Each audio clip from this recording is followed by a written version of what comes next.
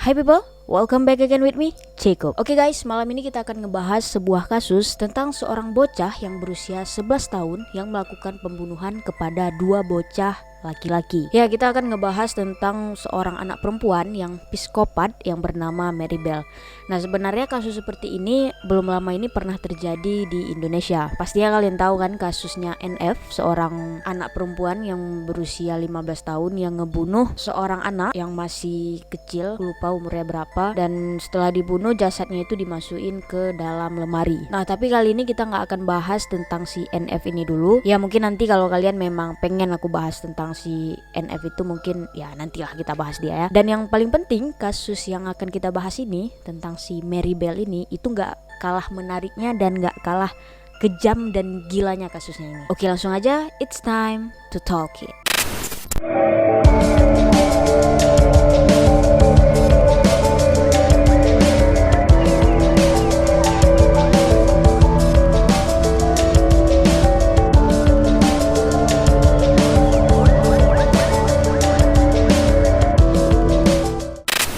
Oke, sebelumnya mari kita kenalan dulu dengan si bocah psikopat ini, dengan si Mary Bell ini.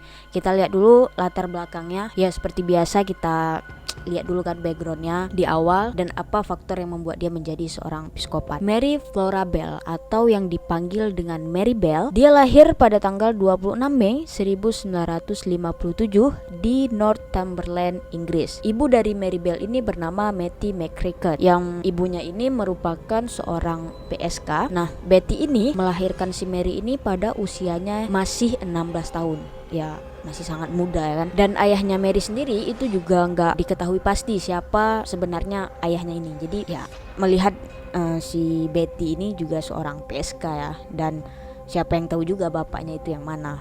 Ya gitulah ya. Dan diketahui ketika Mary baru keluar dari perutnya si Betty, itu si Betty udah nggak mau nerima Mary. Jadi dia bilang, setelah dia melahirkan itu, dia bilang ke dokter yang nanganin dia melahirkan, dia bilang, "Dok, ini diambil aja anak ini, saya nggak mau," gitu. Jadi dia emang nggak mau nerima si Mary ini ya dari awal. Kemudian ketika si Mary masih bayi, ada seorang pria yang bernama Billy Bell yang merupakan seorang penjahat dan perampok. Dia ini menikahi Betty. Nah, makanya itu Mary ini menggunakan nama Bell di belakangnya. Jadi dia menggunakan namanya si Billy Bell ini ya, walaupun si Billy Bell ini nggak ada hubungan darah apapun sama dia kan. Jadi selama hidupnya si Mary ini yang dia ketahui adalah Billy Bell ini adalah bapak kandungnya. Nah, tapi waktu si Mary nanyain ke Betty, apakah Billy itu beneran bapak aku, si Betty malah ngejawab, "Bukan, kamu anak setan." Ya. Jadi di sini udah kelihatan ya kalau si Betty ini benar-benar nggak bisa menjadi ibu yang baik untuk si Mary. Ya, dimulai dari dia juga seorang PSK yang nggak ngarepin kelahiran si Mary ini. Terus ditambah lagi si Mary juga mempunyai bapak yang seorang penjahat dan perampok. Jadi dari lahir udah nggak bener sebenarnya si Mary ini. Ya, kasihan juga sih. Jadi masa kecilnya si Mary ini tidak pernah mendapatkan perlakuan yang baik dari keluarganya maupun dari lingkungannya, karena diketahui dia juga tinggal itu di daerah lingkungan yang bisa dibilang lingkungan yang gak baik lah ya. Jadi kayak ya di situ lingkungan orang-orang pecandu alkohol seperti PSK, ya pokoknya nggak baik lah sama sekali ya. Ketahui juga Betty ini juga beberapa kali sempat mencoba untuk membunuh Mary. Jadi ada saksi yang ngelihat kalau Betty ini pernah ngelemparin Mary itu dari jendela rumahnya. Dan kemudian Betty juga pernah itu ngasih pil tidur ke Mary ketika dia masih kecil. Dan dia mengatakan ke Mary kalau itu adalah permen. Jadi dia ngasih pil tidur itu supaya Mary ini diam ketika si Mary ini sedang nangis. Ya, namanya juga anak kecil kan, pasti sering nangis. Jadi si Betty ini ya ngerasa kayak terganggu karena si Mary ini nangis terus. Dan itu juga sempat membuat Mary overdosis pil tidur yang diberikan oleh Betty. Belum lagi Betty juga pernah ngebuat si Mary kayak kesedak makanan lah. Pokoknya dia buat segala macam upaya untuk ngebunuh Mary, karena dia memang menganggap dengan adanya Mary di kehidupan dia itu membuat hidup dia hancur. Ya, karena dia nggak bisa kerja lagi sebagai seorang PSK, karena ya selama dia ngelahirin si Mary dia berhenti dulu kerjaannya, jadi dia di situ kayak ngerasa aku nggak bisa ngasilin uang gara-gara ada anak ini gitu kan. Tapi ya sama aja, semua usaha yang dia buat nggak berhasil. Mary juga tetap hidup sampai sekarang gitu kan. Nah kemudian yang parahnya lagi, karena dia udah sadar nih dia kan nggak bisa ngebunuh Mary, dan dia juga kayaknya aku ya nggak berhasil nih ngebunuh anak ini, dia memanfaatkan Mary untuk mendapatkan uang tambahannya. Saat Mary berumur 4 tahun, si Betty ini sering membawa Mary ke tempat dia bekerja. Jadi dia bawa ke tempat dia bekerja menjadi seorang PSK. Nah di situ dia maksain si Mary ini untuk mau menjadi seperti dia juga. Jadi dia ngasih ke laki-laki yang biasanya jadi klien dia, itu dia kasih Mary untuk ya menjadi seperti dia gitu kan. Dan ternyata si Mary ini juga sering gitu ngelihat si Betty ini ngelakuin pekerjaannya. Jadi ketika si Betty lagi ya ngesek ya, si Mary itu ngeliatin dia di depan situ, dia ngeliatin ibunya lagi gituan sama laki lain. Nah dengan masa kecil yang sangat-sangat buruk, tak heran inilah yang membentuk kepribadian si Mary menjadi aneh, dan dia juga suka melakukan kekerasan ketika dia sudah mulai besar. Dan hal itu juga salah satu faktor yang membuat dia menjadi seorang psikopat. Ketika umurnya 10 tahun, yang mana saat itu dia masih SD, dia itu suka sekali ganggu teman-teman sekolahnya, mulai dari dipalak lah, ada yang dicekik juga teman-temannya, dan dia juga suka mencekik binatang-binatang yang ada di sekolah itu. Dan hal ini dia lakukan itu karena dia sering ngelihat ibunya dicekik oleh kliennya saat bekerja menjadi PSK.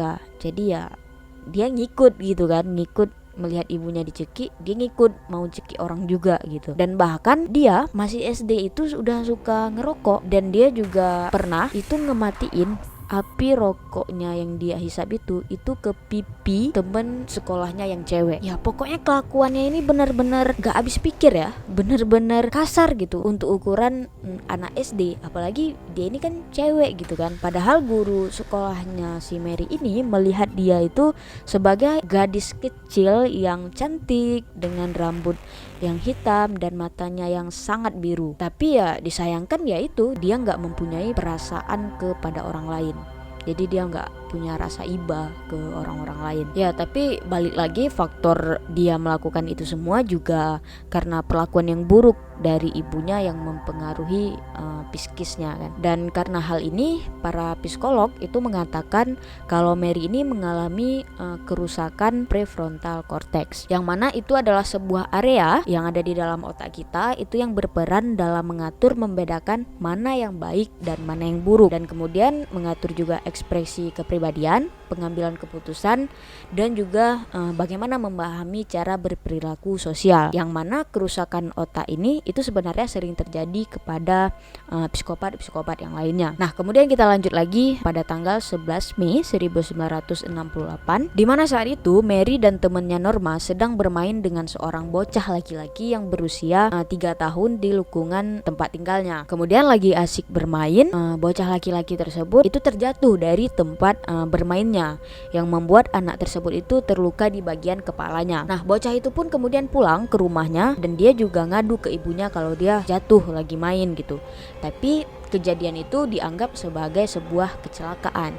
Nah tapi keesokan harinya itu ada 3 orang ibu-ibu yang membuat pengaduan kepada polisi bahwa Mary telah menyerang dan mencekik anak-anak perempuan mereka. Nah mendengar ada laporan tersebut, ibu dari si bocah laki-laki yang tadi itu langsung nanya lagi ke anaknya, apa benar kamu kemarin hanya jatuh? Kamu kemarin main sama si Mary kan? Nah sambil menangis, bocah laki-laki tersebut itu ngaku kalau iya bu, aku jatuh itu karena ditolak sama si Mary. Nah dengan rasa kesal, ibu bocah ini pun langsung membuat pengaduan juga ke polisi kalau Mary itu udah nolak anaknya sampai terjatuh, sampai luka di kepalanya gitu. Dan akhirnya di situ Mary pun ditangkap dan dibawa ke kantor polisi. Nah kemudian polisi nanya ke dia, apakah benar semua yang kamu lakuin ke anak-anak itu? Dia pun mengatakan kalau dia mencekik anak-anak perempuan itu saya hanya bercanda kok. Dan untuk yang bocah itu dia katakan kalau aku nggak sengaja nolak dia sampai jatuh. Nah kemudian polisi pun di sini hanya memperingati Mary, dan dia di situ juga diberi sedikit bimbingan dan nasihat lah sama polisi tersebut kalau apa yang dia lakukan itu nggak baik gitu. Pada saat itu juga tidak ada tuntutan yang lebih lanjut lagi yang diberikan oleh pihak ibu-ibu tadi. Nah akhirnya Mary pun di situ dibebaskan. Nah nggak sampai di situ, dan kayaknya itu juga nggak bisa dijadikan pelajaran sama dia, dan dia malah melakukan aksi yang lebih sadis lagi. Pada tanggal 25 Mei 1968, sehari sebelum ulang tahunnya yang ke-11, Mary mengajak seorang bocah laki-laki lagi yang berusia 4 tahun yang bernama Martin Brown. Mary mengajak si Martin ini bermain di sebuah rumah kosong di daerah Scotwood, Newcastle. Lagi asik bermain, tanpa ada alasan apapun, Mary tiba-tiba mencekik si Martin dengan keras sambil melihat wajah Martin sampai Martin tewas. Setelah itu, tanpa ada merasa bersalah sama sekali, dia meninggalkan tempat dia mencekik Martin lalu pergi ke rumah temannya Norma untuk melanjutkan bermain. Nah tak lama setelah itu ada 3 anak laki-laki yang sedang mencari kayu bekas di rumah kosong gitu tempat Mary membunuh si Martin. Nah mereka pun menemukan Martin sudah tidak bernyawa di rumah kosong tersebut. Polisi pun langsung datang ke TKP, dan ternyata pada saat itu Mary itu balik lagi ke rumah itu sama si Norma dengan tujuan dia mau nunjukin ke Norma kalau aku udah ngebunuh orang loh, dan aku ngebunuhnya di sana, ayo ikut gitu. Jadi dia mau ngebuktiin ke Norma kalau dia udah ngebunuh Martin. Jadi dia mau pamer gitu ya. Tapi karena di situ polisi udah rame dan dia juga ditahan, gak dikasih masuk, disuruh pulang gitu kan ya. Kemudian baliklah mereka. Nah di sini polisi juga sempat bingung sebenarnya dengan kematian si Martin ini, karena di sini tidak ada ditemukannya tanda-tanda kekerasan apapun di tubuhnya Martin, dan tidak ada juga sidik jarinya si Mary. Tapi polisi di sini hanya menemukan sebuah tablet obat penghilang rasa sakit itu di samping tubuhnya Martin. Nah akhirnya karena tidak ditemukannya tanda-tanda kekerasan dan tidak ada juga tanda adanya penyerangan terhadap Martin, dan informasinya juga nggak cukup, akhirnya polisi mengambil kesimpulan kalau Martin meninggal akibat meminum semua obat penghilang rasa sakit yang ada di sampingnya, dan kematiannya itu dianggap sebagai kecelakaan. Ya kenapa nggak ditemukan adanya bekas pencekikan atau nggak ada sidik jarinya si Mary di tubuhnya Martin? Itu bisa jadi karena cengkraman si Mary ini itu tidak terlalu kuat sampai meninggalkan bekas. Ya karena Martin ini juga masih sangat kecil, dengan cengkraman yang segitu aja itu udah bisa ngebuat dia tewas gitu. Dan di sini belum ada yang menaruh curiga sama sekali sama si Mary. Keluarga Martin juga udah nerima anaknya itu meninggal karena kecelakaan tersebut. Tapi beberapa hari setelah kematian Martin, yang mana keluarganya ini kan masih berduka nih, Mary itu pergi ke rumahnya Martin lalu ngetok pintu rumah Martin. Kemudian ibunya ngebuka, terus Mary nanya ke ibunya sambil tersenyum, "Martin mana? Aku mau menemui Martin." Dengan sangat lembut ibu Martin menjelaskan, "Nak, Martin udah gak ada, dia udah meninggal." Dengan masih tersenyum Mary menjawab, "Oh aku udah tahu, aku cuma mau ngeliat dia di dalam peti matinya." Ya emang anak setan sih dia.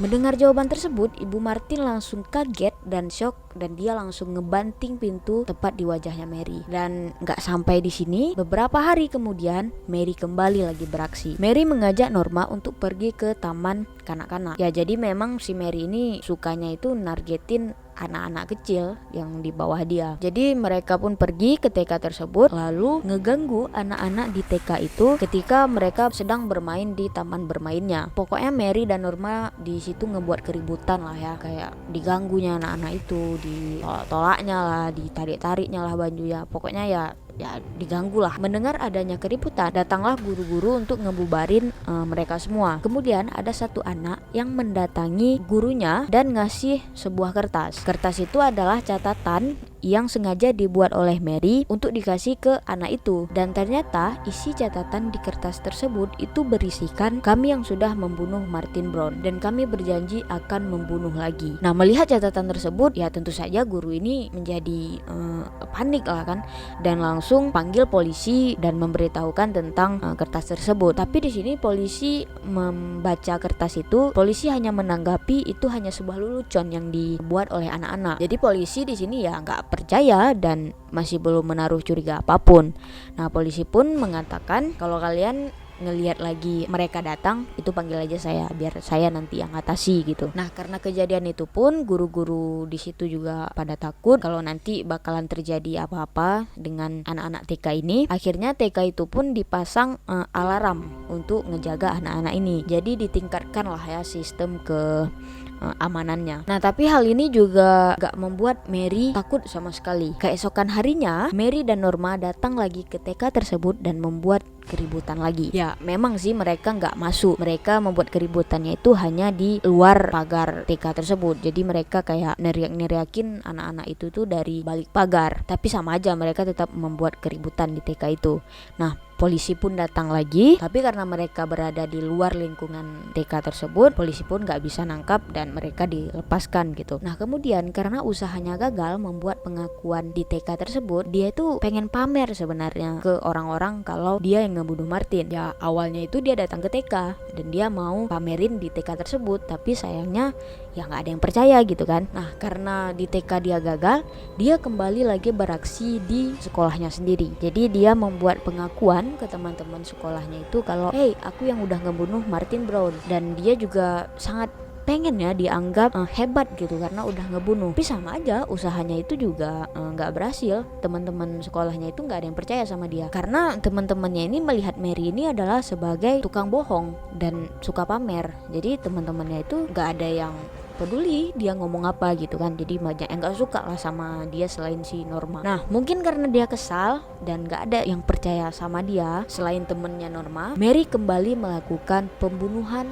yang keduanya. 2 bulan setelah kematian Martin pada tanggal 31 Juli 1968, Mary dan Norma itu mengajak anak kecil lagi yang bernama Brian Howie yang berusia 3 tahun. Dia dan Norma pun mengajak si Brian ini untuk bermain di sebuah gudang kosong, ya masih di daerah yang sama di Scotwood. Dan sama juga seperti sebelumnya, lagi asik bermain tanpa alasan apapun, Mary kembali mencekik Brian lagi dengan sangat kencang. Norma kan gak pernah ngeliat langsung nih kalau Mary itu udah ngebunuh Martin sebelumnya.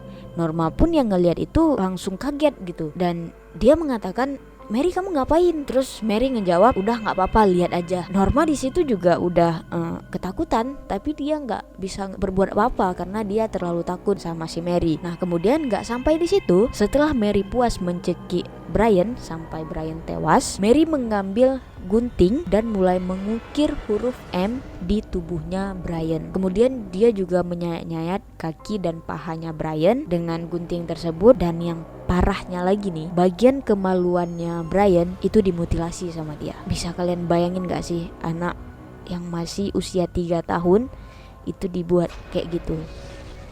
Dan dia melakukan itu semua itu sangat senang dan sambil tertawa. Dia juga mengajak Norma untuk ikut menyayat-nyayat tubuh Brian. Jadi dia kayak, Norma, ayo kita sayat tubuh dia. Ayo Norma. Tapi Norma di situ hanya bisa menangis dan ketakutan. Kemudian setelah puas bermain dengan tubuhnya Brian, tubuh Brian lalu disembunyikan di bagian reruntuhan beton-beton yang ada di sekitar gudang tersebut. Lalu mereka pun pulang gitu. Nah, dalam perjalanan pulang ke rumah, ternyata kakaknya Brian itu sedang nyariin si Brian dan gak sengaja lagi nyari-nyari ketemulah dengan si Mary dan Norma ini di jalan. Dan kakaknya Brian ini nanya ke mereka, kalian lihat gak Brian? Dan ya pastinya mereka ngejawab, enggak, kami gak ngelihat. Tapi di situ mereka menawarkan bantuan ke kakaknya ini. Ya udah ayo kita cari sama-sama gitu. Nah, ketika lagi mencari-cari keberadaannya si Brian ini, sampailah mereka di gudang tempat si Mary membunuh si Brian. Dan dengan santainya nih, Mary bilang ke kakaknya Brian, coba deh kamu lihat di balik-balik beton itu. mungkin si Brian ada di situ. Norma yang dengerin Mary mengatakan itu langsung panik dia dan langsung menghalang kakaknya si Brian untuk nggak ke beton itu, dan dia pun langsung mengajak kakaknya Brian ini untuk cari ke tempat lain gitu kan. Akhirnya karena Brian di sini tidak berhasil ditemukan, akhirnya keluarga Brian melaporkan ke polisi atas kehilangan anak mereka. Nah, polisi pun di sini melakukan pencarian dan akhirnya menemukan Brian di balik beton-beton di dekat gudang tersebut. Polisi di situ juga sangat kaget ketika mereka menemukan jasadnya Brian yang sudah tidak bernyawa lagi dengan banyak luka sayatan di bagian paha dan kakinya, dan ditambah lagi polisi juga kaget karena ada goresan huruf M di tubuhnya si Brian ini. Dan sontak ini juga membuat masyarakat di situ pun ikut panik dan ketakutan karena dalam 2 bulan telah tewas 2 anak-anak. Ya pastinya ini membuat para masyarakat di situ takutan dan sebenarnya apa sih ini yang terjadi gitu.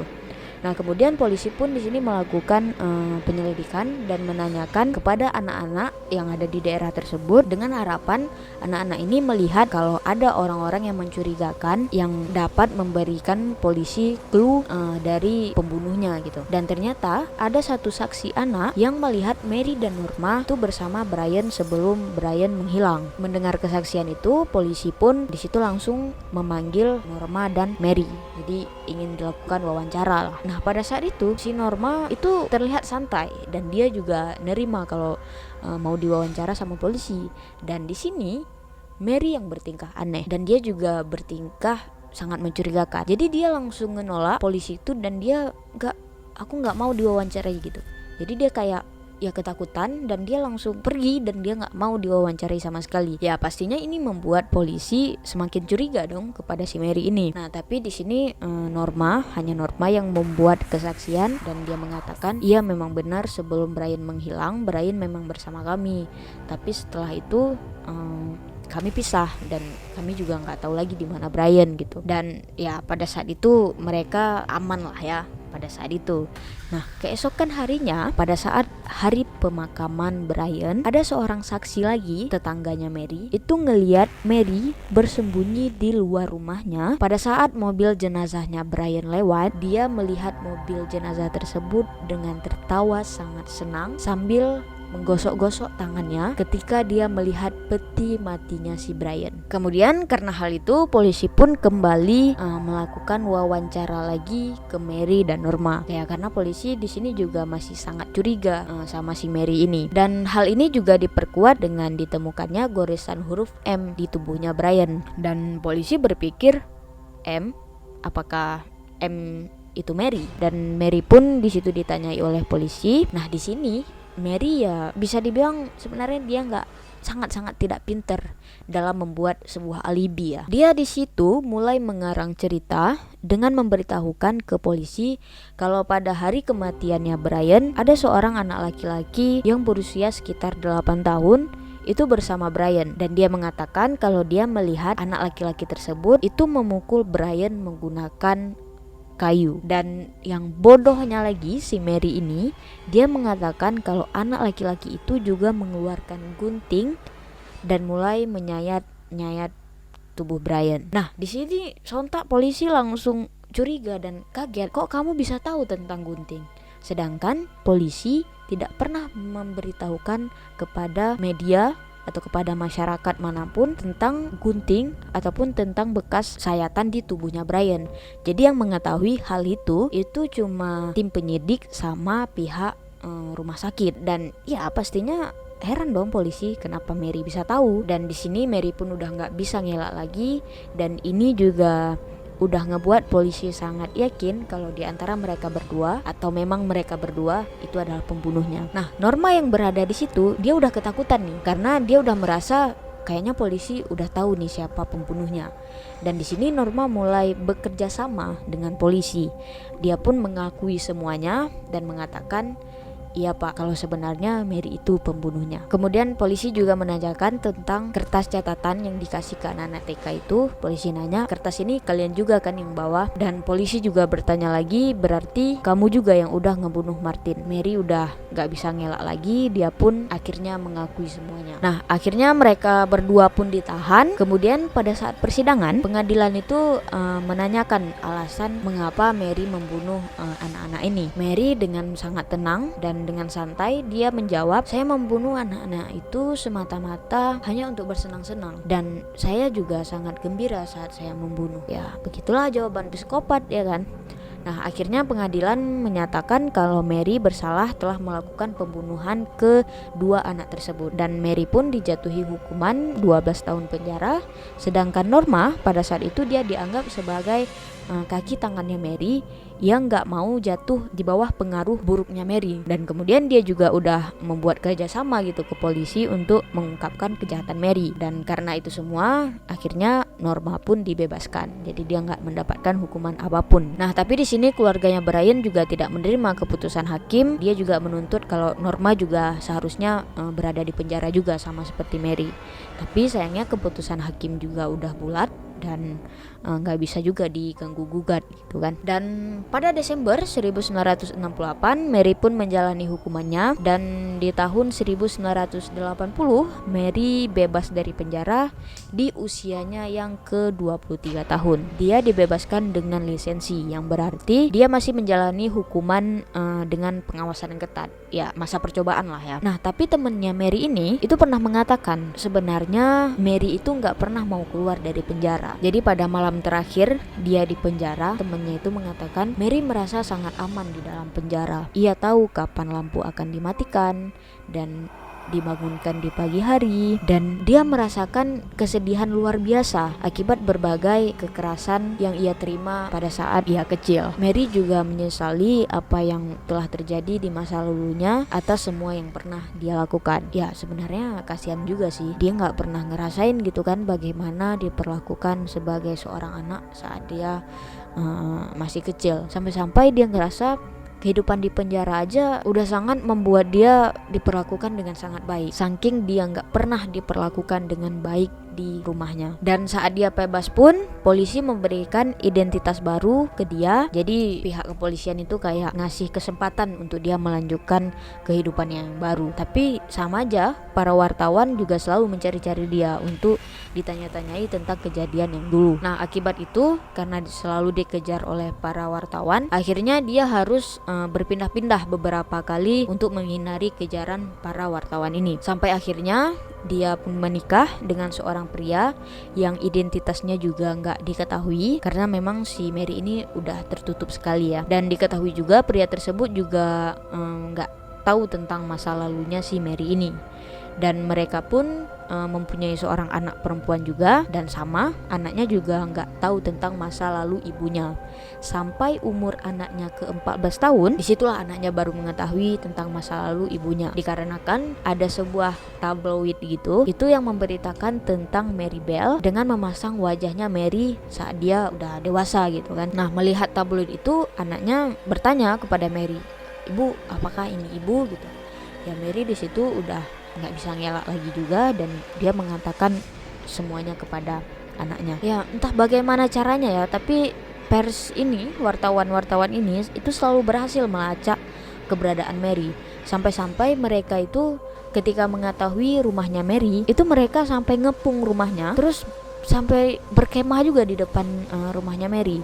Sampai-sampai Mary di situ sama keluarganya itu harus lari dari rumah dengan menutupi kepala mereka menggunakan spray. Sampai akhirnya Mary dan keluarganya berada di sebuah alamat rahasia di bawah lindungan perintah pengadilan. Ya walaupun banyak orang yang ngerasa ngapain sih pembunuh kayak dia itu dilindungi, ya nggak pantas sama sekali, terutama dari pihak keluarganya korban Martin dan Brian. Mereka mengatakan kepada media bagaimana dia bisa dilindungi, ini nggak adil sama sekali, kami sebagai korban nggak pernah mendapatkan hak yang sama dengan pembunuh. Dan sampai sekarang Mary Bell juga masih hidup bersama suami dan anaknya, dan sekarang kira-kira umurnya udah 52 tahun lah ya. Oke guys, itu dia Mary Bell, si bocah psikopat yang bener-bener psikopat. Ya nggak nyangka aja sih ada anak usia yang baru 11 tahun yang kelakuannya udah sampai begitu. Tapi kembali lagi melihat masa kecilnya Maribel itu juga sangat buruk ya. Jadi wajar-wajar aja ngebentuk kepribadiannya menjadi seperti itu. Ya, tapi setidaknya dia bisa menjadi ibu yang baik lah ya untuk anaknya. Dan kayaknya dia memperlakukan anaknya juga dengan sangat baik ya, semoga aja. Oke guys, sampai di sini dulu video kita kali ini. Kalau kalian mempunyai ide cerita yang lain tentang kasus-kasus yang lainnya, jangan segan-segan untuk komen di bawah, request ke aku biar kita bahas kasus-kasus yang menarik lainnya. Dan ya seperti biasa, jangan lupa like, comment, share, and subscribe. Sampai jumpa minggu depan. Aku Jacob, bye.